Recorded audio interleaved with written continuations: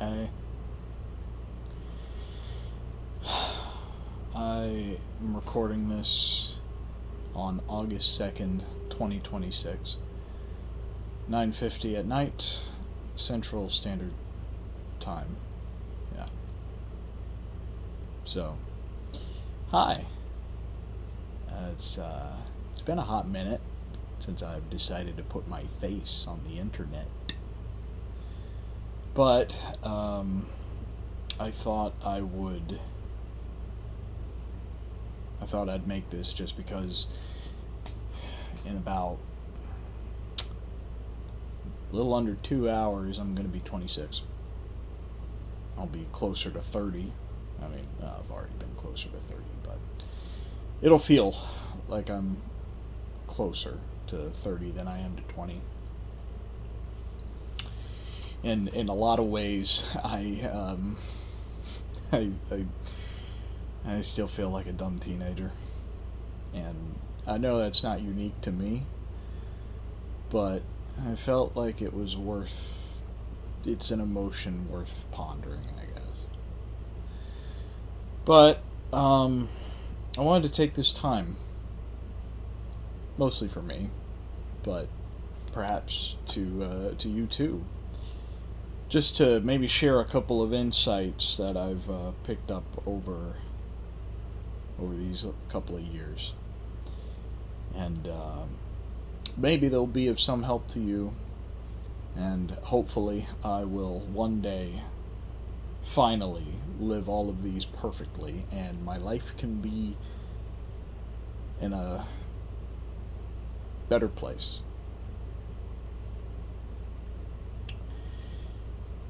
So consider this just a couple of insights of a 26-year-old who was smart when he was a teenager and has felt consistently left behind in some places as he's gotten older.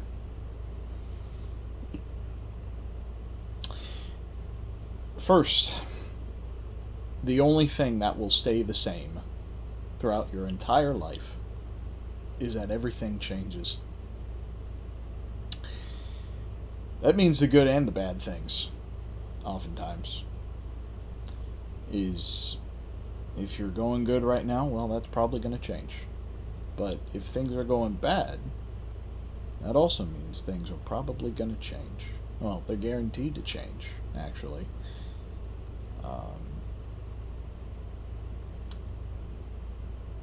For a very long time, or not a long time, but near the end of my high school days, I remember there was this 3 month gap where I felt awful. And I think it was because I was caught between this feeling of what I wanted my high school to be and the fact that it wasn't going to be that. The fact that I didn't get a girlfriend. The fact that I still kind of didn't know what I wanted to do with my life. And the fact that I hadn't come to that yet and the time was just slowly slipping away, it was agony. But after I left, and the environment changed, and I went to community college, things got better. I was in a new environment, and I realized I could reinvent myself, or at least I could give it a try, which was better than what I was doing, which was nothing. But the reason I bring that all up is just the simple fact that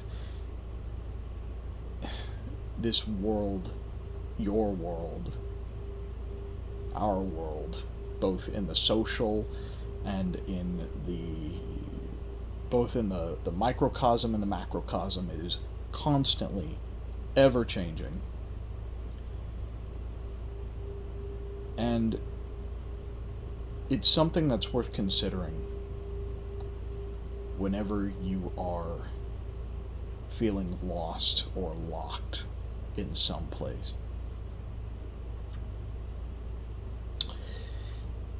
Another one. Indecisiveness is a decision.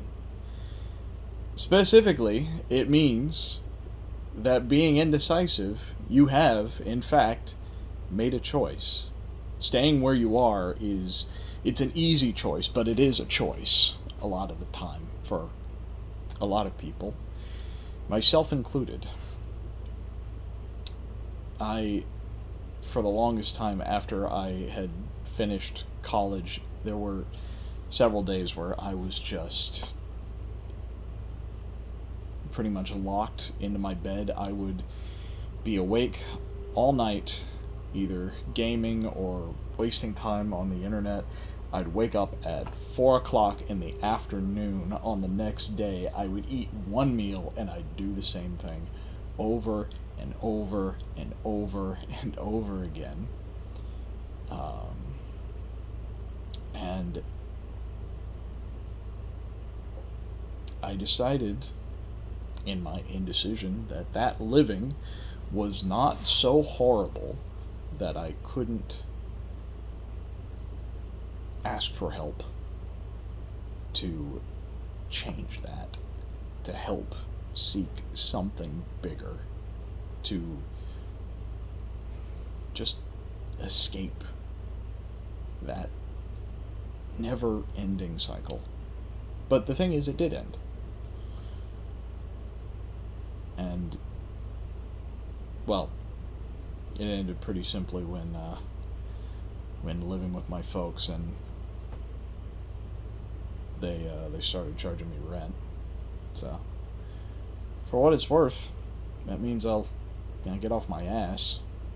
Had to get off my ass and work for something. And honestly, once I hit that rhythm, it opened up a lot of.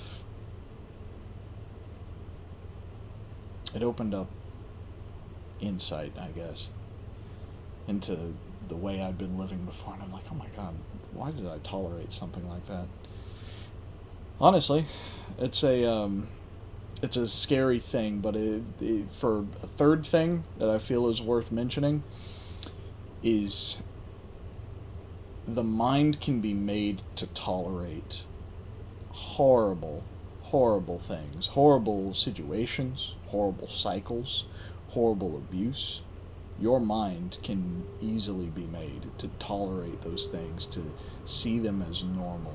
Oftentimes because we want so badly to believe that everything is where it should be. Because if everything is where it should be,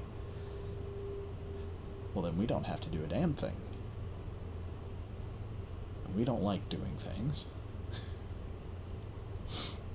So, be careful of what you've decided to tolerate in your life. Which, that actually brings me quite comfortably to number 4. Anyone can change.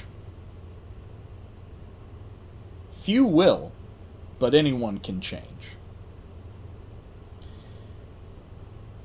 I've met and rubbed shoulders with people that have done horrid things.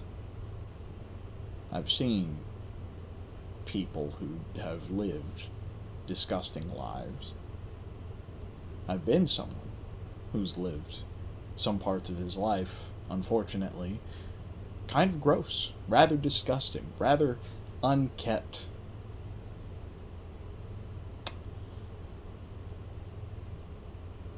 Now, when I say anyone can change, that means that you can foundationally become someone that doesn't tolerate the bad behavior that you once did. You can become someone who has built a habit around the improvement of the self, around simply seeing to it that a better life is worth the sacrifice that it takes in order to get there. Now, it's not easy. It's not easy at all. But it is possible. And believe me, you'll rub shoulders with people who see absolutely no problem with all of the destruction that they wrought upon themselves and those around them. There will be many who will never, ever try to change because they believe it's not possible. And that's the saddest part. Because it is. It's hard. Oh, it's hard. It's difficult. But it's worth it to try.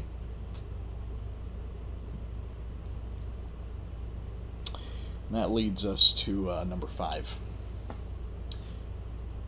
A piece of advice, especially to someone who's trying to change their life and trying to get into better habits, better thoughts, better processes.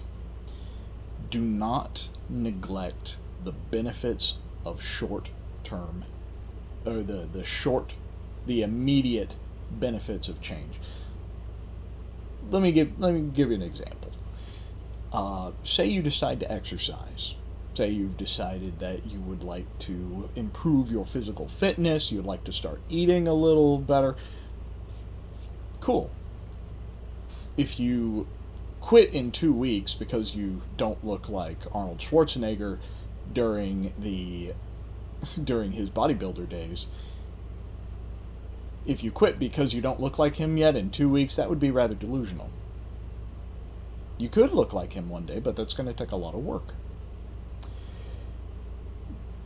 However, you know what you will probably do? You'll probably sleep better. You'll probably feel better. You'll probably be more awake, more attentive, have more energy to do the daily, regular things every day. And this is general stuff. And this doesn't just apply to exercise and bodybuilding. This applies to every good thing. If you decide to start reading more, you'll probably start feeling more attentive. You'll start feeling more insightful into not just ideas, but the human psyche, and also to bigger things. You don't have to have, well, I have this list of 30 books that I've read over the course of over the whole year, and I now know tons of things about astronomy and geology and science and math and romance and all that jazz. No. Those benefits are there. But don't neglect the immediate short-term benefits that happen. I'll tell you, when I was exercising, and I plan to get back into that eventually, or honestly now sooner rather than later, but when I was exercising, no, I didn't look like Arnold Schwarzenegger, but I did sleep better. I felt better. I felt stronger. And eventually I was stronger. And that is worth not giving up on the short, immediate benefits of a better life. I've got these next two are very heavily entwined with one another, and I felt like they've been worth sharing now for a little bit. I've been thinking an awful lot about evil. It feels very much like we're surrounded by evil on all sides, and frankly, I don't think you need to be that particularly religious to have some inkling that there is something moving in the human spirit that feels out of order, that just senses that it is not good. And I've been thinking an awful lot about evil and about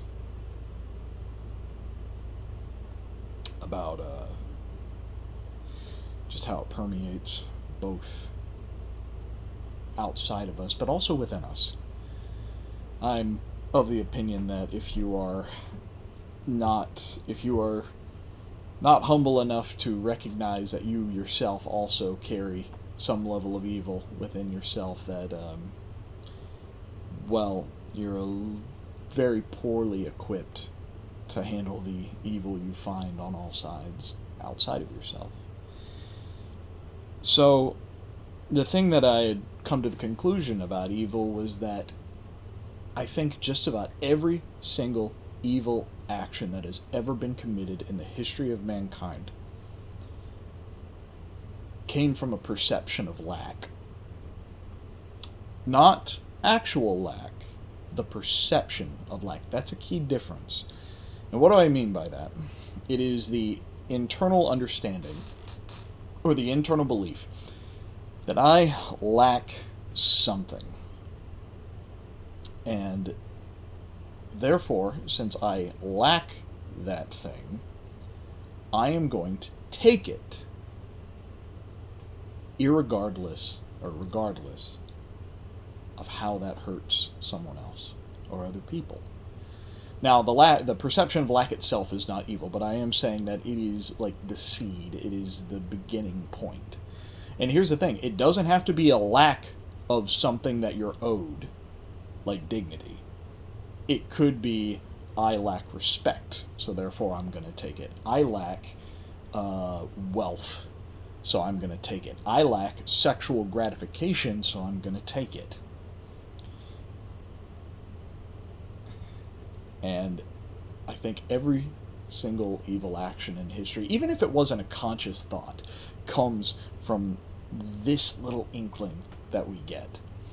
That I have been suffering for a long time, therefore I am owed this thing. And the unfortunate thing is that it's just not true. And remember what I said about that perception of lack, not actual lack, perception of lack. It's the reason why a billionaire can still commit horrible things in an effort to get more wealth when they have more wealth than you or I will probably ever see. Could even comprehend, more than they could even comprehend.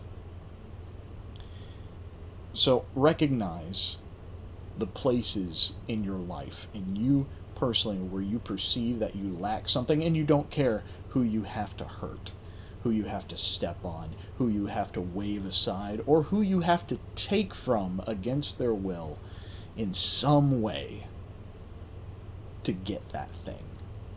And this leads directly into the next thing.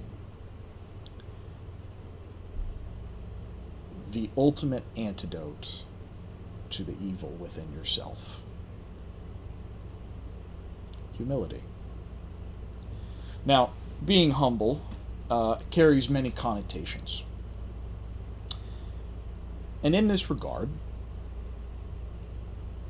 it could be that you have somehow, or that I have somehow, that I'm bringing myself down. That I'm not having such a big ego about the things that I think I do well, or the things that I deserve respect for. And to a degree, that's kind of it. But if I had to give you a simple little sentence of what I have come to the conclusion of what humility is, it is the understanding that I am not so important that I get to take what I want from other people against their will. I am not so important that my lack entitles me to that thing that I lack. At least to the degree that it hurts other people to take it. The understanding that you are just, at the end of the day, you are important enough that your suffering matters, but you are not so important that you get to cause other people suffering in order to get that thing that you lack.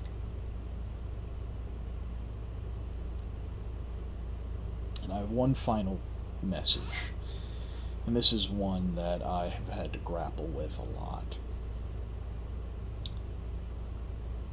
Self-forgiveness. It is a hard one. It is a really, really hard one. Pretty much,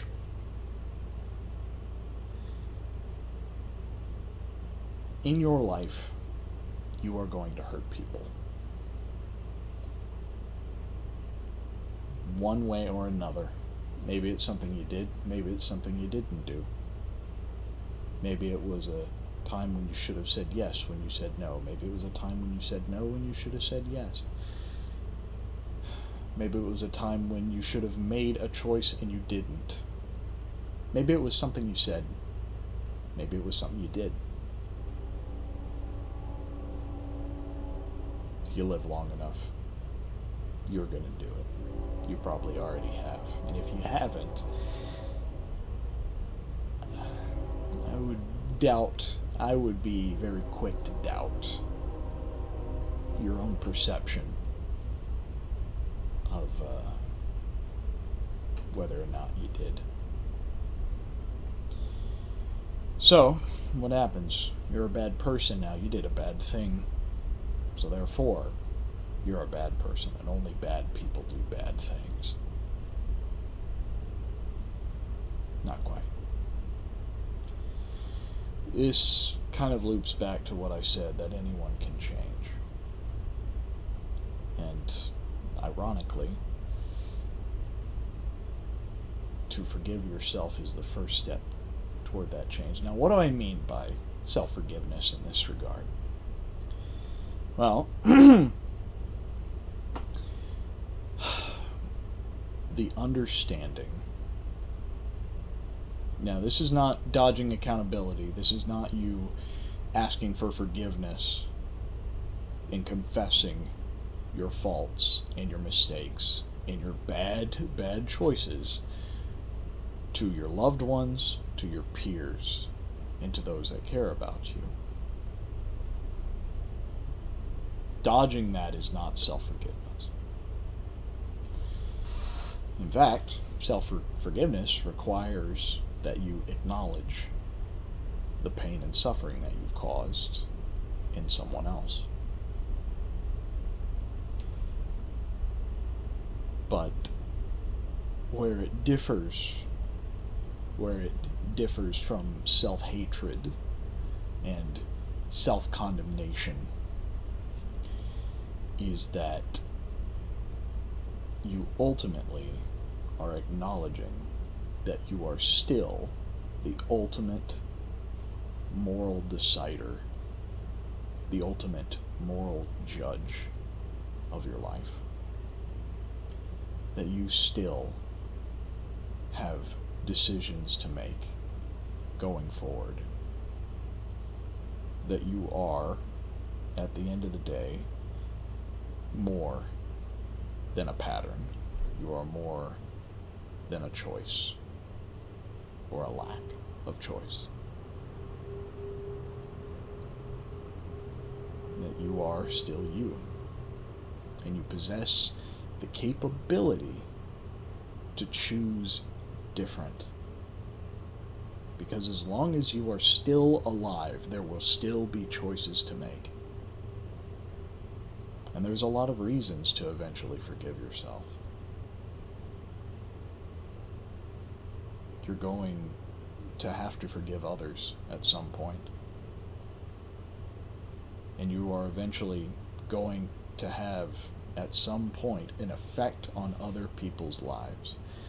And as long as your identity is completely rooted in the absolute worst moments and aspects of your life, you are not going to be able to rise to the challenge to leave a good impact on them.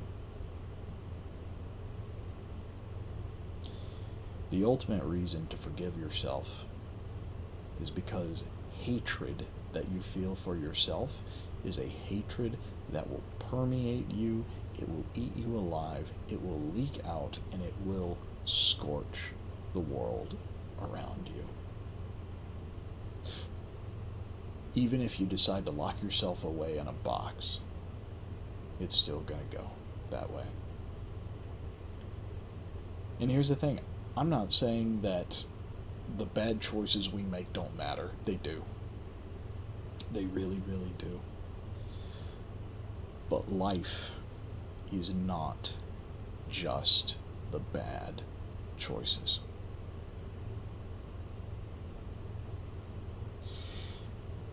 And I'd like to say one last thing as a personal note.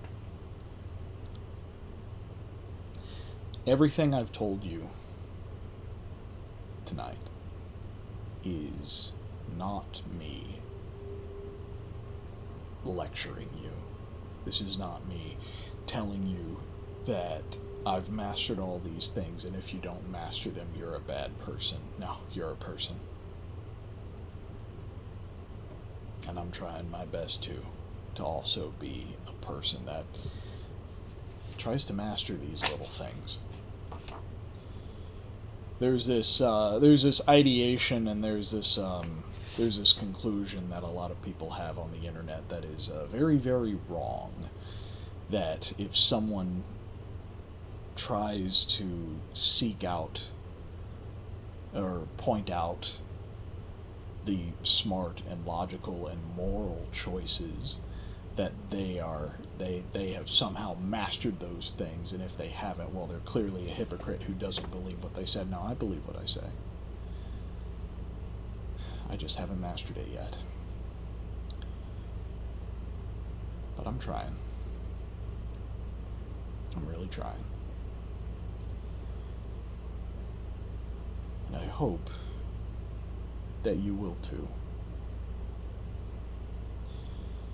It is it's a tragedy to live a life that you're not proud of, that you're not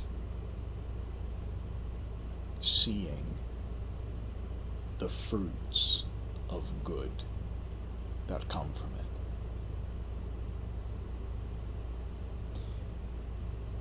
And I'm not talking about just like benefits from other people.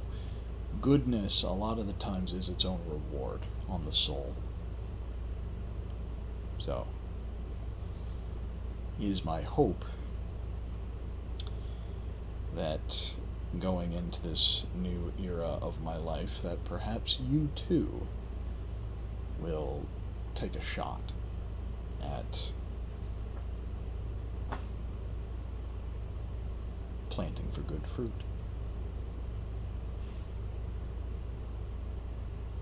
God bless. Good luck.